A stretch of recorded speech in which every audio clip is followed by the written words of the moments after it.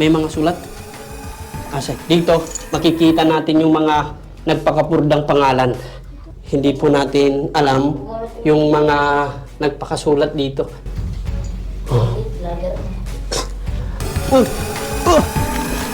Ano nakita mo?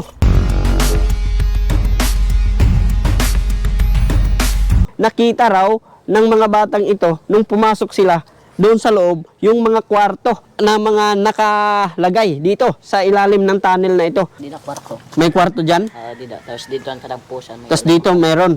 Tapos may dagin sa salad nga to, may dadama kwarto. Bawat pinto may kwarto. Noong October 25, 1944, dito nagpansamantalang naging teritoryo ng mga Hapon. Noong World War II, itong tunnel na ito. Ayan. Bilang pagkumpirma ay papasukin ko po itong tunnel para ipakita sa inyo kung totoo nga ba ang mga nakita ng mga batang ito. Good morning mga kamare! Welcome back na naman sa aking panibagong vlog. So ngayong araw ay panibagong lugar na naman ang i-explore natin. So nung mga nakarang vlog natin ay pinakita ko sa inyo ang isa sa mga pinakamataas na tulay sa buong Pilipinas. So ngayong araw naman ay pupuntahan naman natin ang isa sa mga tunnel na naging kampo ng mga Hapon noong World War II. Ayan, nandito po yan sa top Eastern Samar. Ayan. By the way nga pala, nandito po pala tayo sa Burungan City at nag-stay po tayo dito sa isang hotel. Ang tawag po ng hotel na pinag-stayhan po natin ay Dome Tower Hotel. Ayan. So, papakita ko po muna sa inyo bago tayo dumiretso sa destination natin itong pinagtulugan ko. Tara. Ayan. Meron silang salamin. Ayan. Meron silang house rules. Ayan. So, dito, meron silang TV. Ayan. At dito po tayo natulog. Ayan. Pakita ko po sa inyo yung CR nila. Ayan, yung CR nila. Ayan. May shower naman at hot and cold. Meron. Ayan, malinis. So, may aircon na rin. So, komportable sa pagtulog natin. So, ito po ay nagkakalaga ng 1,400 per night at tinatawag nilang matrimonya. First of the day, Psalms 91, God is our refuge sa anumang sakuna na paparating. Kaya mag-iingat po tayo lahat. Ito na. Umulan na. Paglabas natin, biglang umulan. Di talaga inaasahan yung mga ganitong sitwasyon. Dahil nga may masamang panahon ngayon, kaya paambon-ambon. Pero tutuloy pa rin natin yung biyahe natin. So hindi tayo nakapagpalipad ng drone kasi biglang umulan. Yan. So I hope hindi maging malakas yung ulan ngayon. Open na yung mga mall. May mall man dito, abre. Palitan kaputi. Anay, kita ta.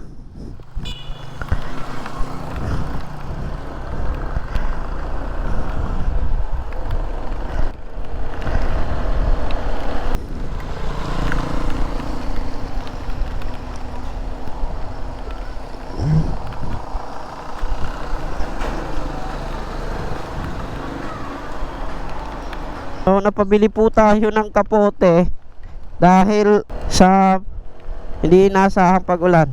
Dahil nga sa meron tayong low pressure na parating, kaya siguro epekto na ito ng pag-ulan-ulan.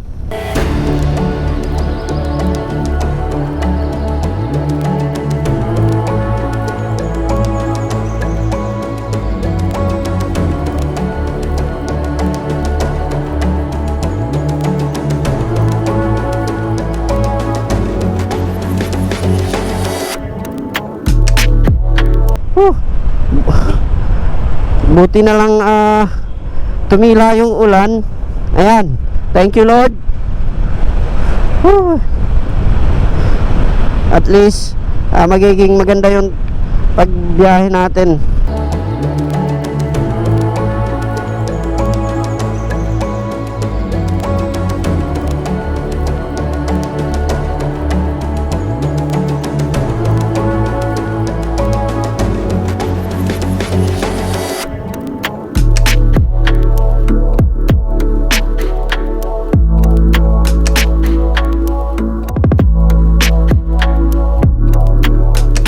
napahinto muna tayo dito kasi napansin ko itong kalsada na ito na puno ng mga lupa na nandito sa ibaba.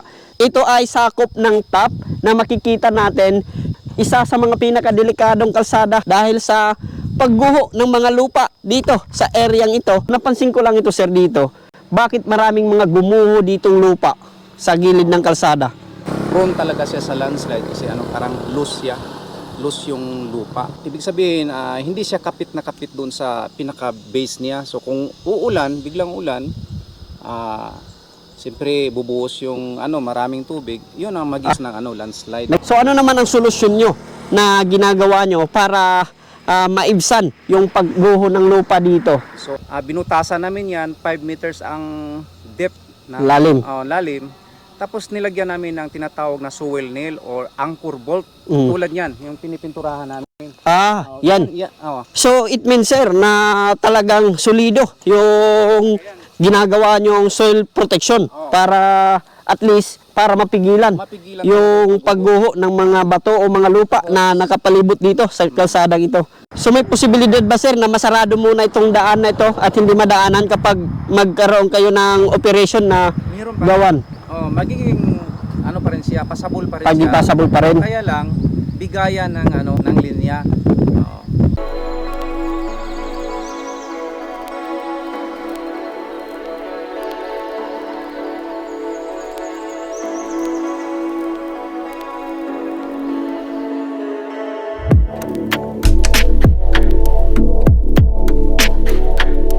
Ayan.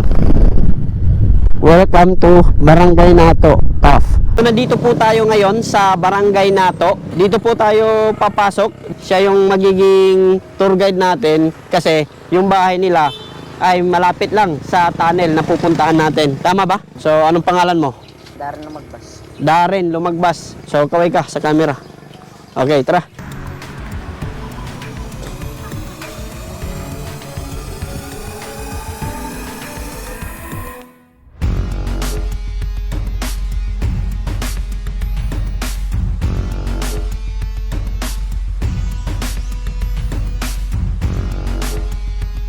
Papasok na tayo sa pinaka bundok kung saan nandito yung tunnel. Boy, nasaan yung bahay nyo? Yan yung bahay nila. So, yung tour guide natin, yan yung bahay nila. So, aakyatin pa natin itong bundok.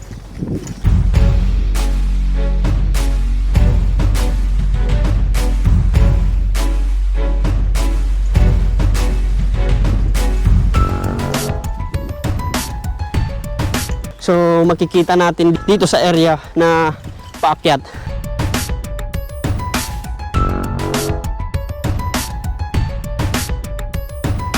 Nakakahingal nga lang dito kung umakyat kasi yung pwesto ng inaakyatan natin ay talagang parang gagapang ka papunta sa taas.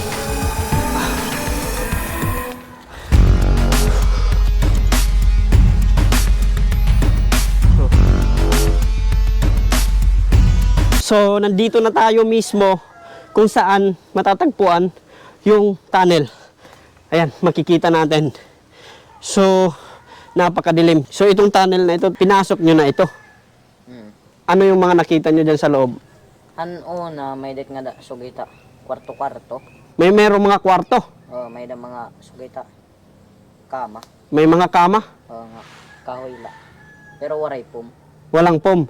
So, nakita raw ng mga batang ito, nung pumasok sila doon sa loob, yung mga kwarto na mga nakalagay dito sa ilalim ng tunnel na ito. So, ibig sabihin, maraming mga kwarto na nandito sa loob. May dito na kwarto. May kwarto dyan. Dito. Tapos dito ang kadagpusan. Tapos dito meron. Tapos may dagin sa salangan to, may dadama kwarto. Bawat pinto may kwarto. So, yun nga mga kawaray. So isa sa mga patunay na talagang naging pansamantalang tirahan ng mga Hapon, itong tunnel na ito. Noong October 25, 1944, dito sa Top Eastern Samar, dito nagpansamantalang naging teritoryo ng mga Hapon. Noong World War II, itong tunnel na ito. Ayan. Bilang pagkumpirma ay papasukin ko po itong tunnel para ipakita sa inyo kung totoo nga ba ang mga nakita ng mga batang ito. Tara. So dito sa pinaka entrance ng tunnel na ito ay talagang natabunan na ng lupa, kaya kung titingnan natin maliit na yung butas, pero pagbaba natin ay napakalaki pa ng butas na kasya pa yung isang tao. Tara.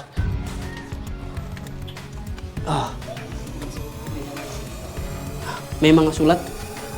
Kasi dito makikita natin yung mga nagpakapurdang pangalan na hindi naman natin naintindihan.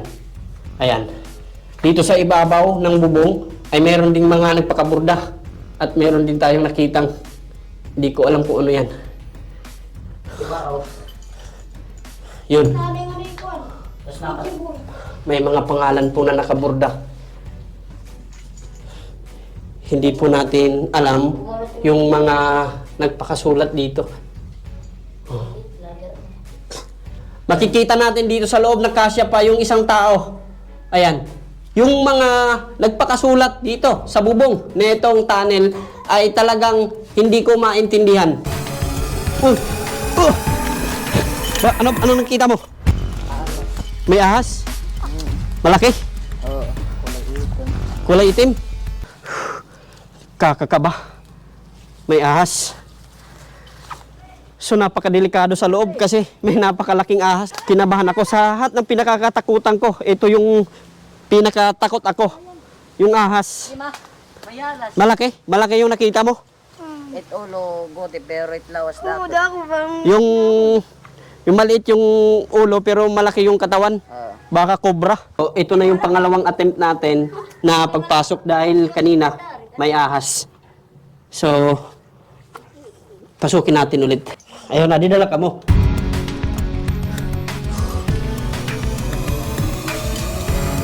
So, dito sa loob ay may 3 kwarto na makikita natin.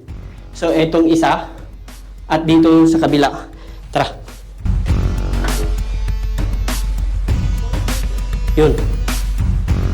So, makikita po natin na napaka layo pa na itong tunnel at makikita po natin na bawat butas ay merong lusutan. Ayan. So, kanina, nandito yung ahas. Buti na lang lumabas. Ayan. Dito rin sa area ito ay maraming mga napulot na mga baso at mga mangkok nung pinasok ito na taga rito. Dito sa area ito, makikita natin yung mga kwarto-kwarto sa loob ng tunnel na ito. Tingnan nyo, makikita natin, kwarto po yan at kwarto po dito. Mayroong 3 butas na nandito. Ito, isa po ito at mayroon pa doong 3. Bali, 4 pa lang butas na ito. May loob da mga da. Delikado. Alala, kita hanta kung may da. Medyo lang. Tingnan nyo naman sa loob, oh. Ayan. Uy, may dadama. Halas. May dadama halas. May dawisa. Kubra dama. Sobra. Kubra daman. Kubra dama. Inindin mo sa waray at tumanag to. Yato nga, may dawisa.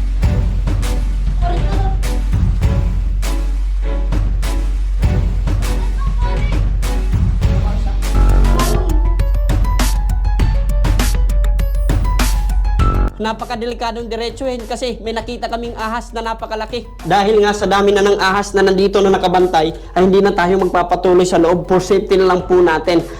At least na ipakita ko po sa inyo yung loob na itong tunnel. Nasa kalagitnaan pa lang po tayo pero intense na yung na-experiencehan na natin. Dahil sa pagpatuloy na pag-ulan, yung mga ahas ay pumapasok po dito sa loob ng tunnel kaya hindi na tayo papasok. Makikita nyo naman yung butas na yan. Delikado. Sa dami na ng mga tunnel na ginawa ng mga Hapon noong World War II, iilan ang mga hindi nasama sa record ng mga kasaysayan. Kaya naman, isa-isa po nating pinupuntahan ang mga tunnel na talaga namang hindi pa nakikita ng karamihan. So isa na ito sa mga tunnel na napuntahan natin dito sa Top Eastern Samar. Marami ang mga nakinabang sa tunnel na ito dahil nung nag-Typhoon Ruby noong December 6, 2014 nung humagupit dito sa Samar yung Typhoon Ruby ay dito pansamantalang sumilong yung mga kababayan natin na naninirahan dito malapit sa dagat. At hindi lang po ito sa panahon ng Typhoon Ruby, isa na rin ito sa mga pinupuntahan ng mga kababayan natin sa tuwing may mga sakuna na dumarating dito sa Pilipinas. So yun lamang po mga kawaray, maraming salamat sa pagsama sa araw na ito. I hope nag-enjoy kayo sa biyahe natin ngayon at huwag niyong kalimutang i-like at i-share itong video. At kung bago ka sa aking YouTube channel, huwag niyong kalimutang mag-subscribe at i-click ang notification bell para lagi kayong updated sa mga video na gagawin ko. See you again sa aking next na biyahe. Let's go!